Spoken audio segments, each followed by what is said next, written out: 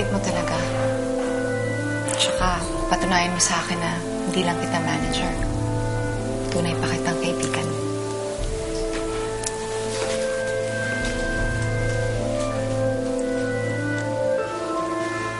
Ana, lahat gagawin ko para sa'yo.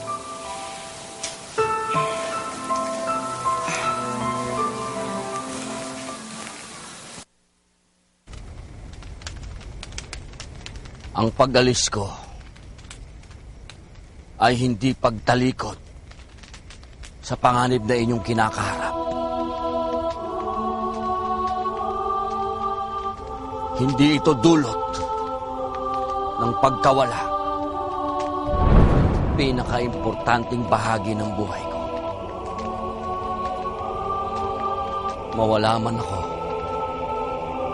sa gitna ng inyong panganib, manatili kayong nakabuklod, nakatanaw sa maaliwalas na hinaharap. Ang lupang ito'y kaloob sa inyo. Tungkulin niyong ipagtanggol ito, ipaglaban, at mahalin. Kung kinakailangan magbuwis kayo ng buhay, pati buhay ng mga anak ninyo, gawin ninyo. At kapag namatayan kayo ng isang anak, mag-anak kayo ng 10. Huwag niyong baliwalain ang mga mangangamkam dahil muli silang magbabalik. Kapag ang tahanan niyo'y sinunog, itindig niyo muli ng may tibay at tatag. Kapag ang inyong pananim ay ginasak, kayo'y magpunla at maghasik. At kapag kayo'y itinaboy, gawin ninyong kalungan ng kabundukan bilang paghahanda sa inyong pagbabalik. Lagi kayong umaasang na may pinunong walang bahid. Sila'y darating, titindig, ngunit madadaig ng kahinaan. Kayong lahat, ang may katangiang mamuno. At pag kayo'y nagsama-sama, nagigisa, yun ang tunay na pinakamataas na pamumuno. Isang pamumuno na walang bahid, tumis.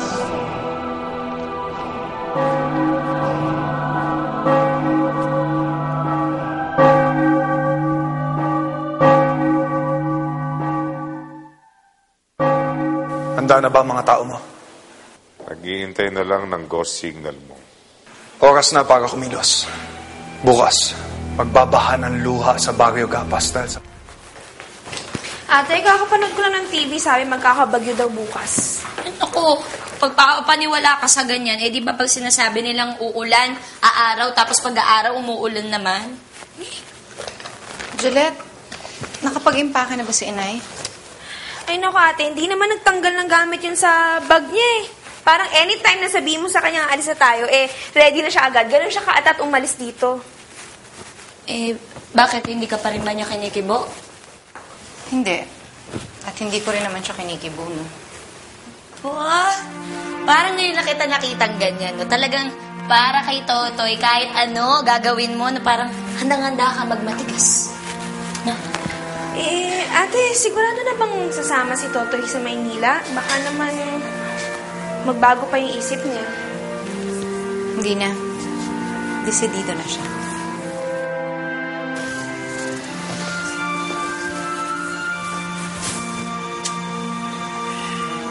Alis na ako. Malayo pa dito ang pier. Maaga ang biyahe bukas.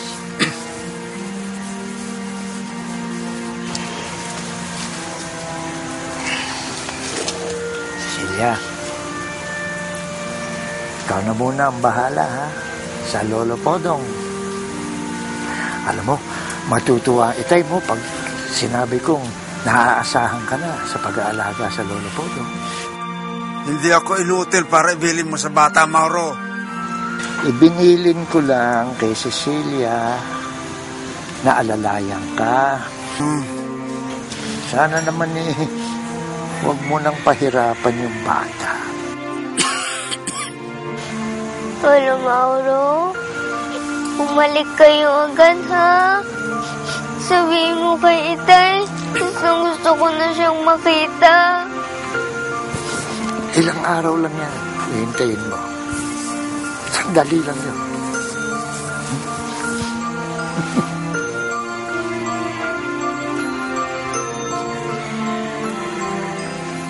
Magpapakabait ka.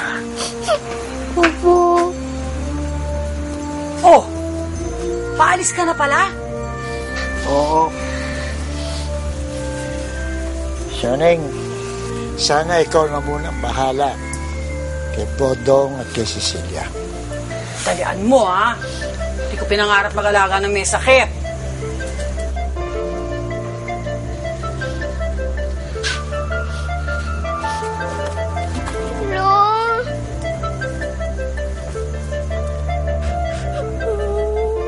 Ay! Psst! Tigilan mo nga kangangawa mo, ha? Huwag mo ko busitin. Tigil mo yan.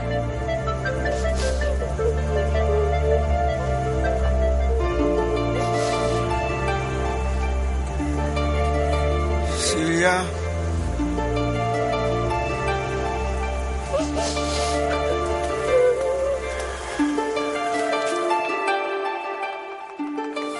Tanan.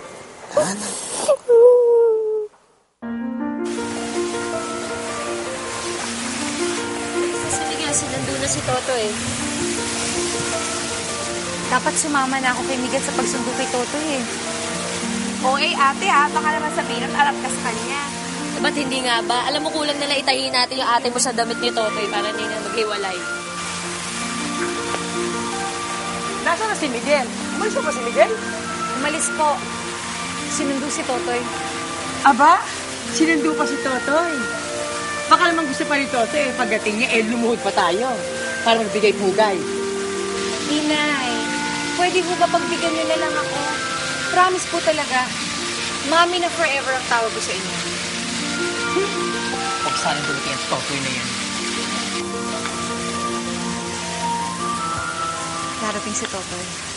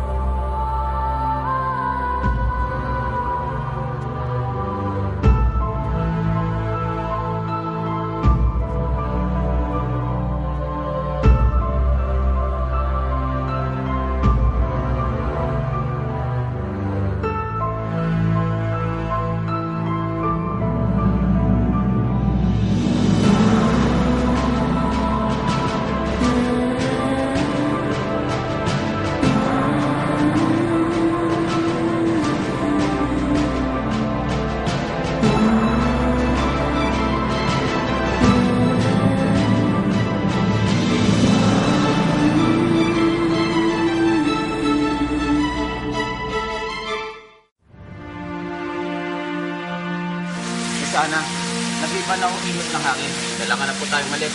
Baka butan mo tayo ng bagyo. Sandali lang.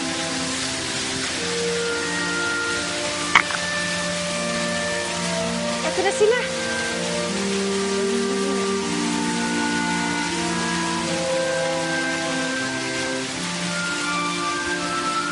Miguel! Si Totoy.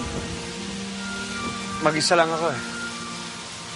Wala si Totoy, hindi na siya sasama sa atin. Anong ibig mong sabihin na hindi na darating si Totoy? Nagpunta ako sa bahay niya, tulad ng bilin mo. At pagdating ko, hindi naman siya naka-impake. Ang sabi niya, nagbago daw ang isip niya, kaya hindi na siya sasama sa atin. Bakit daw? Dahil kailangan daw siya ng taong bayan ng Barrio Gapas. I'm sorry, Anna. Pupuntahan ko si Totoy. Ako na mismo kakausap sa kanya. Ana, hindi ba nadinig? Ayaw nga ni Totoy sumama na. Ana, nakapag-desisyon na siya. Igalang na lang natin.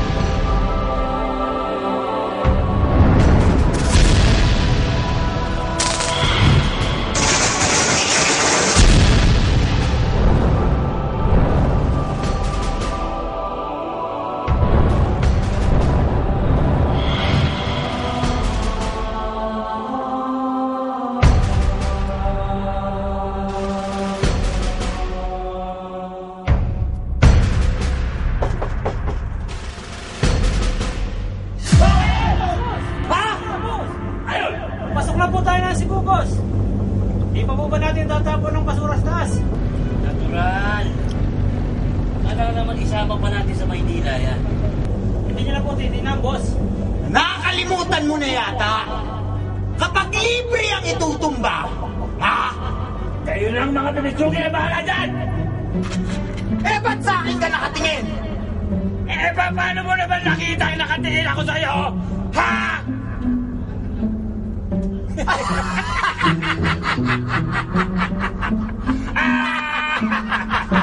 Ganda na! Excuse me, I just got a call from the tower. Paparating ng bagyo.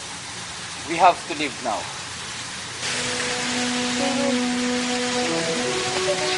Ana, umalis na tayo kasi pag hindi pa tayo umalis, baka ma-stranded pa tayo dito. Kailangan natin talaga, Ana, umalis. Alam mo, meron ka pang show sa Maynila at hindi ka pa nakakapag-ensayo. Ana, halika na.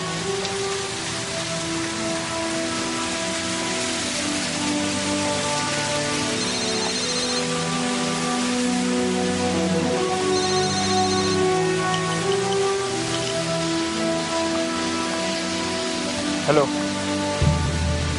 Mission accomplished. Tapos na ang problema natin.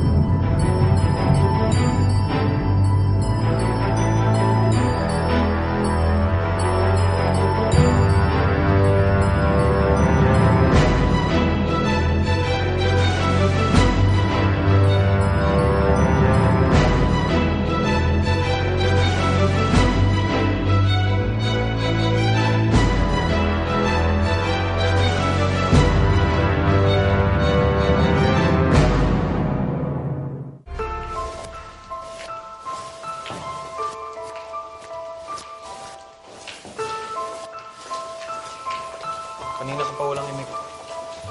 Iniisip mo pa rin ba si Totoy? Hindi man lang siya nagpaalam sa akin. Baka naman hindi ka ganun kahalaga sa kanya, kaya nagawa niya hindi magpaalam sa'yo. Magkaibigan kami ni Totoy. Kaibigan kayo ni Totoy dati. Pero ilang taon na nakalipas. Baka iba pa yung Totoy na kilala mo dati sa Totoy ngayon. Ang importante, ginawa mo lahat para tulungan siya. Alam mo, mas mabuti na siguro na manatili siya sa Barrio Gapas. It's for the best. At ngayon, kailangan mag-focus ka sa sarili. Kalimutan mo na si Totoy.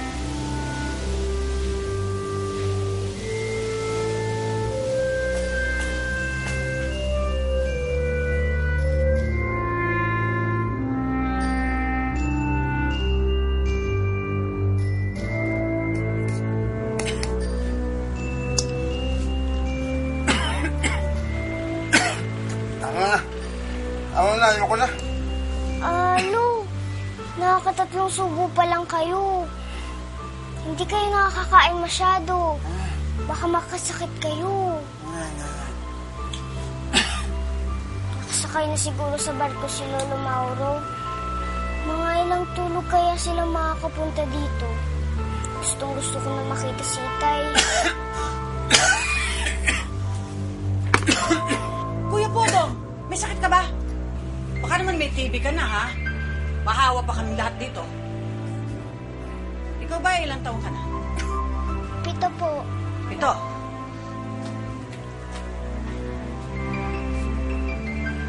Siguro naman, kaya mo na mga gawaing bahay. Sige na, maglinis ka. Maglinis ka. Sige na.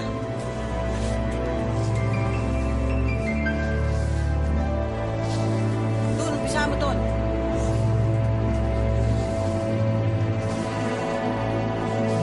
Johnny!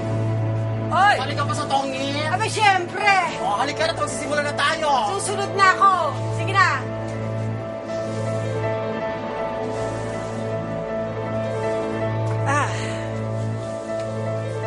Magbantay ka muna rito, ha?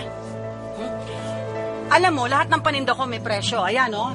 Madali mo nang malalaman, ha? Kabisado ko lahat ng mga paninda ko, ha? Kaya huwag ka magkakamaling kumupit.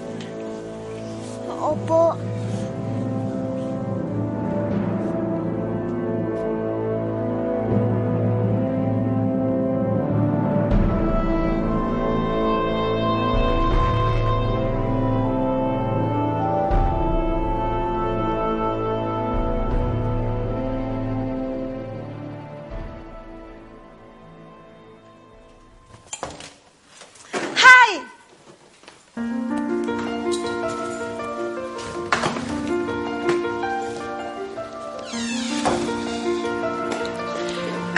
Naghapunan ka na?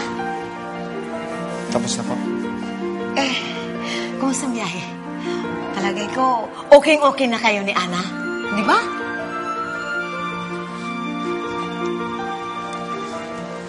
Nagkaroon lang po ng konting problema. Pero naayos ko na ang gusot. Ngayon, wala nang ahadlang sa panliligaw ko. Good! Teka. Alam mo si Ana, hindi ko maintindihan. Ano ba ang hinahanap niya sa isang lalaki? Gwapo ka naman. Very responsible. Mayaman. At mabait. Yan, Yola. I'm sure one of these days may realize ni Ana na I'm the one for her. Dapat lang. Pag pinakawalan ka pa niya, D-A-N-G-A na talaga siya. Ay, naku, Apo. Pag sinagot ka na niya, huwag mo nang pagawalan. Huwag na yung bitin-bitin, ha? Gusto ko pagkasalan mo kaagad. Alam mo naman si Lole. Matanda na. Gusto ko namang makita ko yung apo ko sa tuhod. Wala naman. Meron ka ng apo sa tuhod. Ang anak ni Kuya Manuel.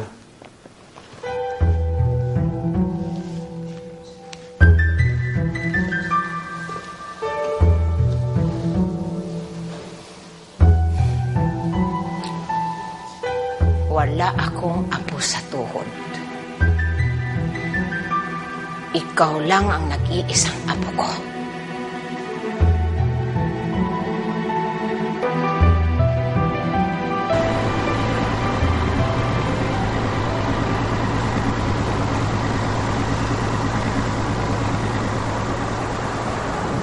Saan ba nakikita yung lumulutang?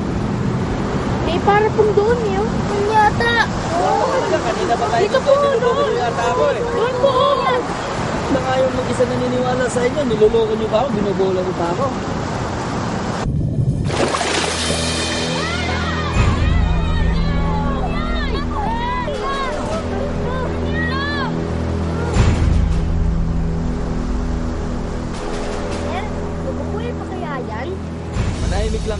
buhay pa yan, malamang. Dami yung tanong. Malapit na tayo, oh.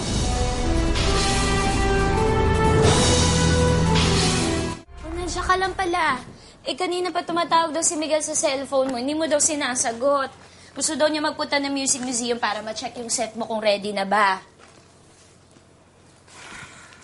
Katapos yung banda, okay na rin. Nakapag-rehearse na sila. May guessing ka pa sa Star Talk after nun. Pwede bang i-cancel na lang yon? I'm not feeling well eh. Ika-cancel natin? Halos hindi ka na nga nakapag-promote ng concert mo. Baka walang manood. Ano ka ba? Cancel na rin yung concert. Oy, wait nagbibiro ka ba? Ika-cancel natin ang concert mo. Alam mo ba, hindi maganda yan. Baka gusto mo i-demanda tayo ng sponsors mo. Ibalik yung pera. Balik ang pera. I-cancel lang show. Ano ba nangyayari sa'yo? Ako, Ana, hindi ganun kasimple yun, no? Dahil benefit show kaya itong gagawin natin. Ibig sabihin, kalahati ng kikitain ng concert mo mapupunta sa bahay aruga. Anong gusto mo sabihin ko? Pag tumawag sila, sabihin ko wala tayong pera ibibigay? Naku! Nagkakaganyan ka pa rin ba dahil kay Totoy? Sige, maliligo na ako. Good. Ay, tsaka maliligo? Tayo na. Kaya mo yan. Yan. Hirap maging sikat, di ba? Ligo na.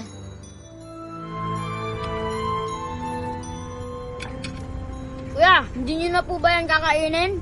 Kasi po, kung hindi na, sayang naman, akin na lang. Siya nga pala, kuya. Bogart. Ikaw po.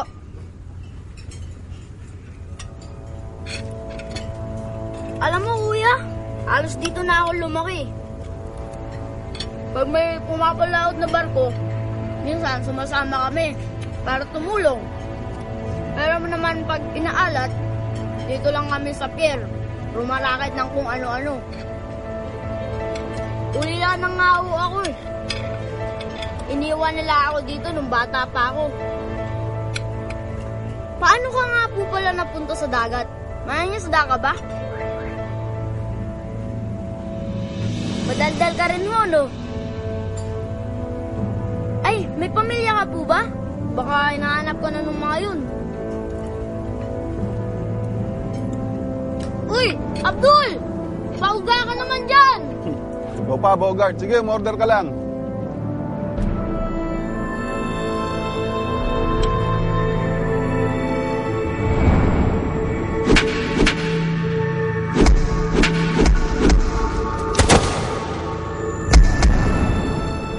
Totoy?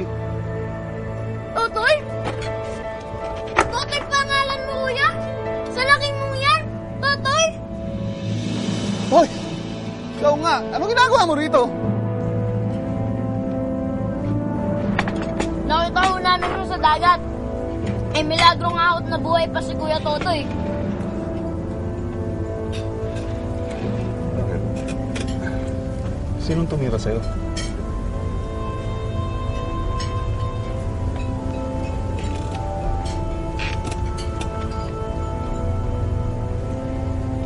Hindi ko pilanong pumunta rito. Alam ka patay na. Kaya nga ayaw ko na sa atin. Kontento na ako dito, Totoy. Siguro, Toy, sumama ka muna sa akin.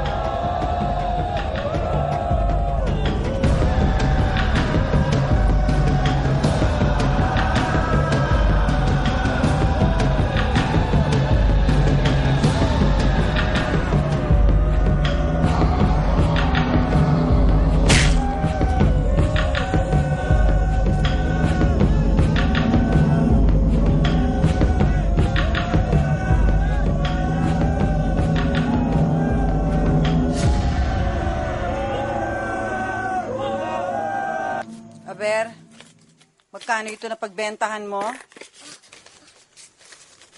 Sinulat ko po lahat dito. Aha.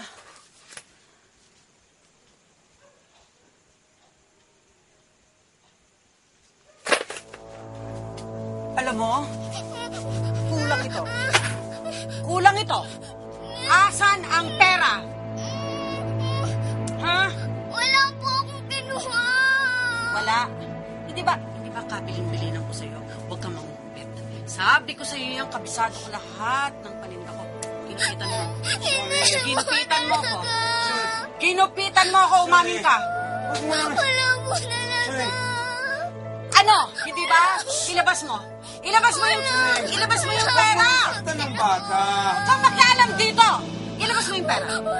Ilabas mo yung pera. Ayoko ng sinungaling. Ayoko mo sinungaling. Hindi kami magkaintindihan eh. Tumahimik ka nga. Alam mo kayong dalawa, mga perwisyo kayo ha. Mga perwisyo kayo. Hindi na nga kayo nakakatulong, nakakaperwisyo pa kayo ha. Isa pa. Pag ginawa niyo pa uli yan, malilintikan kayong dalawa sa akin, ha?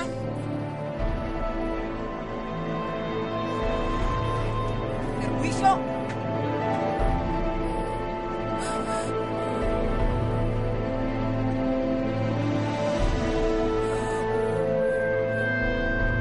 Tingnan mo yan. Tana. Walang magagawa yung iyak mo. Para lang sa mahihinang umiiyak. Tana! At nagbabalik po ang Star Talk kasama ko, Asia's Queen of Melody, Ana Molina, para mag-imbita sa kanyang bagong concert. Hello, Ana. Yes, hello, Tito Butch. Hello din sa lahat ng mga nanonood. Meron po akong benefit show. Ito po ay para sa Bahay Aruga Foundation. At sana po, mapanood niyo po ang concert na ito. Hindi lang po kayo mag-i-enjoy, matutulungan niyo po ang mga batang kapuspalan. Ay sigurado kung papanoorin yan ng libo-libo mong mga fans. Kasama na ako dun. Number 1. Thank you. And then, Ana, kasi alam kong ayaw mo nang magpa-interview pa tungkol sa pagkakakidnap sa'yo.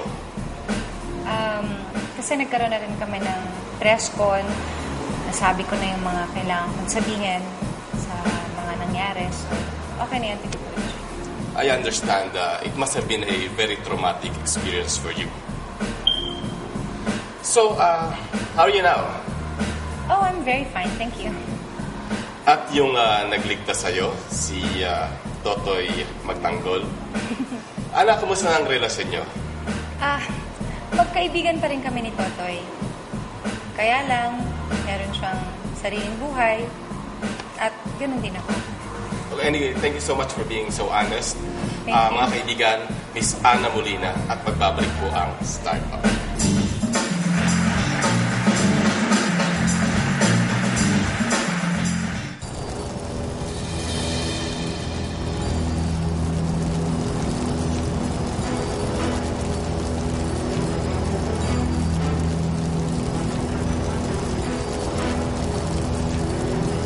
Armisador ka.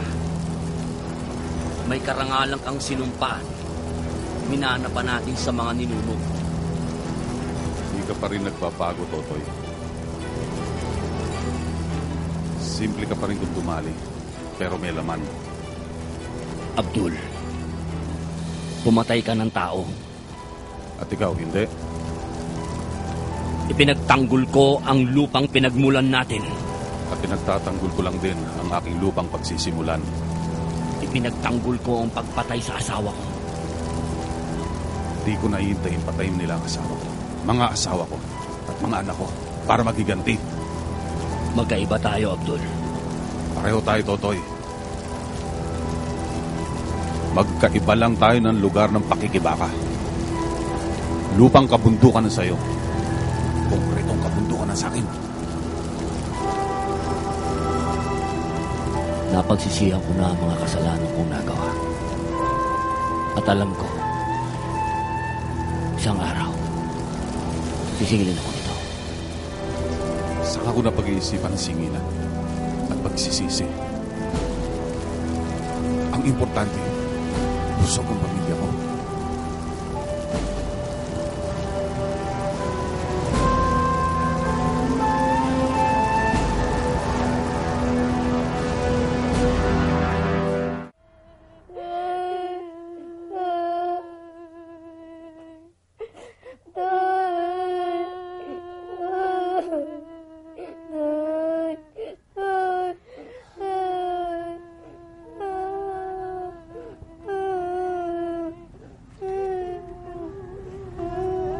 Nasaan ba yung nanay nila? Ang alam ko, Kuya Totoy, matagal na pong patay yung nanay nila. Kaya po pare-pareho na kami ulila ngayon. Pero huwag kang malungkot, Kuya. Ganyan talaga pamamalakad ni Boss Manuel dito. Pero lalong huwag kang matakot. Dahil akong bahala sa'yo. At lagi mong tandaan, makinig ka lang sa akin. Hindi ka masasaktan. Okay?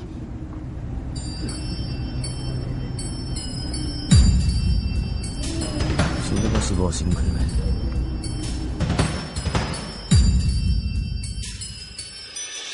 Kaya naging hari sa Pierre si Boss Manuel kasi hawak niya lahat ang mga pinagmumula ng trabaho at racket sa Pierre. Mula sa pagpili ng mga kargador na pwedeng magtrabaho, siya ang nasusunod. Siyempre, lahat ng kargador nagbibigay ng cut ng kita nila sa grupo nila Bossing. Pati mga illegal na kargamentong pumapasok tsaka lumalabas sa Pierre, hawak niya.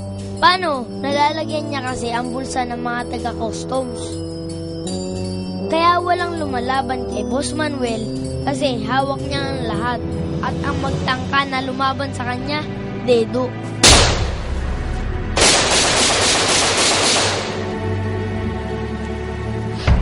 Alam niyo na gagawin dyan?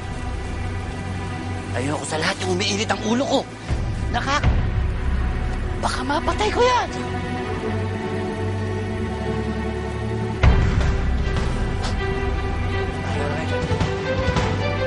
Ayos, boss.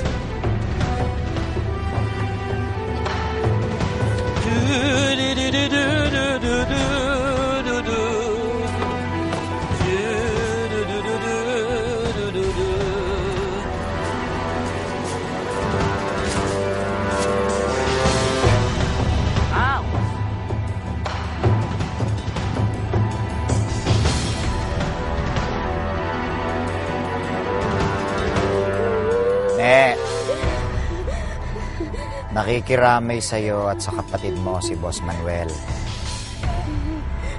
Tanggapin mo tong abuloy ko. Pinatay niya ang itay namin. Siya ang may kasalanan. Bakit kami nawala ng itay? Mahina siya kaya siya namatay. Tanggapin mo na to.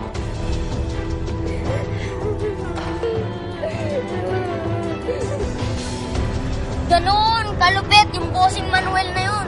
Kaya nga naging hari yun dito eh. Kaya lahat ng tao, takot dun. Kaya kung mahal mo buhay mo, Kuya Totoy, umalis ka na lang dito at hanapin mo na lang yung pamilya mo. At huwag ka nang babalik dito. Akala ko ba ikaw ang bahala sa akin? Advice lang yun, Kuya. Kailangan kong kumita ng pera para mahanap ko ang pamilya ko. Pera lang? Wala ko nun. Ngunit, didiskarte tayo. Tara na, Kuya.